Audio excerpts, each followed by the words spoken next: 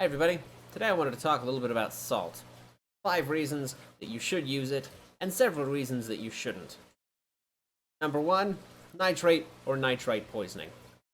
If you are stuck in a fish-in cycle, either you got fish from the pet store and they lied to you about what it takes to actually take care of them, or you had something disastrous that crashed your cycle and killed your beneficial bacteria like an antibiotic or something else. If you are rescuing fish from someplace and you just don't have a tank available, as the cycle progresses, you will end up with nitrite, and nitrite is very toxic for fish. But if you go with a 1 gram per liter dose of salt, the chloride ions will take preference in the gills. The fish will absorb them instead of nitrite or nitrate, and it will essentially detoxify these substances in small amounts.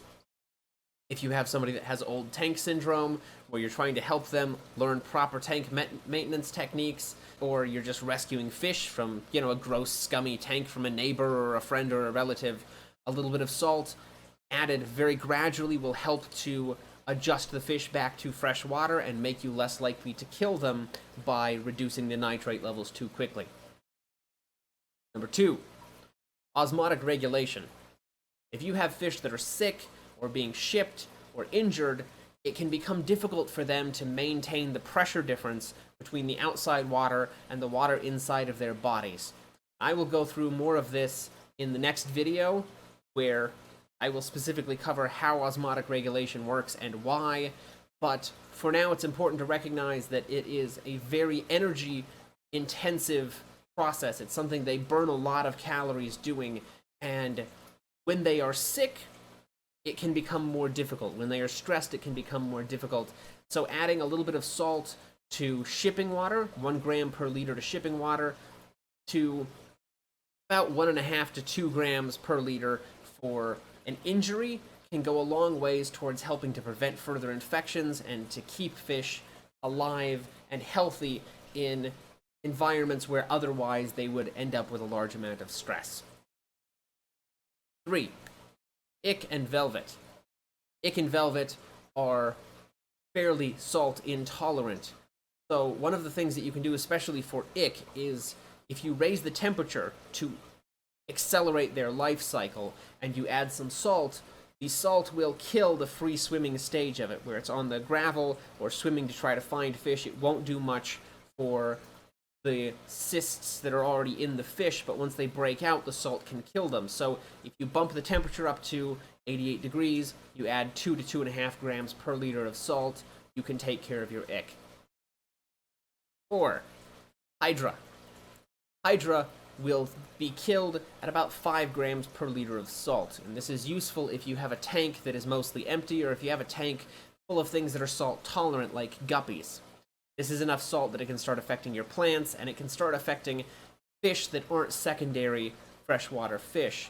So you don't want to do this for goldfish or things like that, but it is safe for brackish fish, it is safe for empty tanks, and it's very easy to clean out later. It's not a high enough dose that you have to worry about screwing anything up.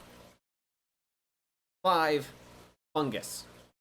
This is the number 1 reason that I usually see people suggest salt, and the problem is that in order to treat fungus with salt, you really have to go past about 10 grams per liter, which is well into brackish water territory. This can be really good if you have live bearers. A lot of cichlids will tolerate this, gar will do very well with this, but other fish, you really don't want to go anywhere close to this level of salt. So if you've got a fungal problem, you're a lot better off doing a potassium permanganate or a methylene blue dip than you are throwing salt at the problem. When do you not use salt? Trace minerals.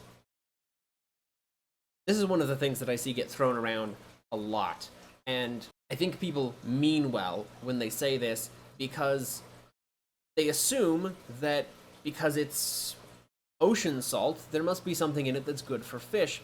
But the overwhelming majority of cases, you will have all of the minerals that your fish need in your tap water. Your food, if you are not buying the worst food on the market, will have a lot of minerals added to it for the benefit of the fish. There is nothing to be gained from adding marine salt to your freshwater tank. Water changes. You shouldn't be adding salt by default with your water. If you're doing proper tank maintenance, you don't have a need for these kinds of things. If you're doing routine water changes, you don't need to be worrying about detoxifying your nitrate, because it's really not going to be a problem at the levels that exist as long as you're doing water changes at least monthly. If you're not sure if you're doing enough water changes, head over to aqadvisor.com. They've got a tool where you can plug in your tank size, you can plug in all of your fish, and it will tell you what your water change schedule should be, as well as giving you useful suggestions about other things that you might add, or what your stocking levels are, or things like that. I know a lot of people think that salt should be a regular part of your tank maintenance, and there's a reason that they think this, and it's because historically the idea of water changes was something that was frowned upon. If we go back to the 1850s, when Robert Warrington made the first aquarium, he made it with sand, plants, snails, and fish. And he made this discovery that if you let the tank sit for a while, that the fish tend to last longer when you add them. And if the fish die, when you add new fish, if you add them to an existing tank, they survive better than they do with a new tank. And this led to the idea that old water was better and that water changes should be avoided. The idea was picked up by Philip Gose, who wrote the book The Aquarium shortly afterwards. It's actually where we get the term from. Prior to that, aquarium meant cattle watering trough, but it was easier to say than aquavivarium, so the term stuck. This became a very popular book, and in Victorian England, people started making aquariums and fancying themselves as amateur oceanographers and doing a lot of their own little research bits onto this. But we didn't find out about a lot of things like nitrification until 23 years after this became popular. We didn't find out about denitrification until after that. So people, while they're experimenting with keeping fish alive in these tanks, one of the things they found out was if you throw salt in with the water change, when you change the water, the fish will survive better. And the reason for this is that fish do better going from low TDS to high TDS, and they do better with nitrates if there's salt involved. If there's a lot of nitrates and there's a change, the salt helps. Because people weren't changing the water, when they would, there would be a gross change in the actual solids levels because of the food and things being added to the tank.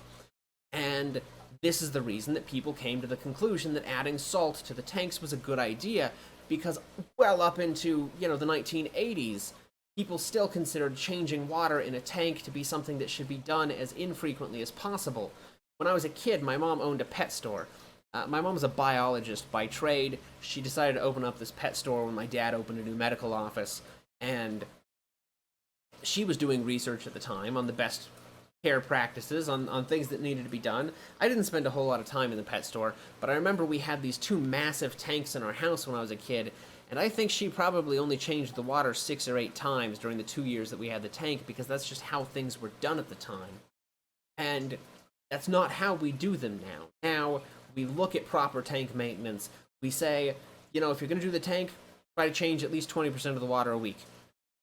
Smaller, more frequent changes are better, but if you're going to do monthly, 30-40% at least, and we encourage people to do this. So this salt use as a crutch for the bad water changes is no longer needed.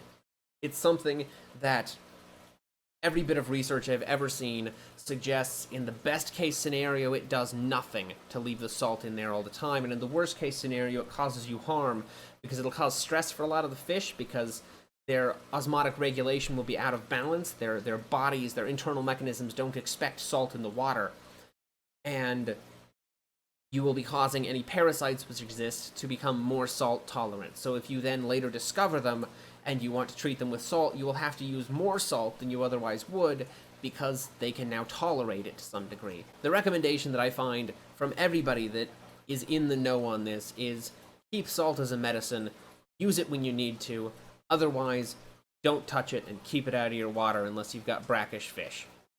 See you guys next time.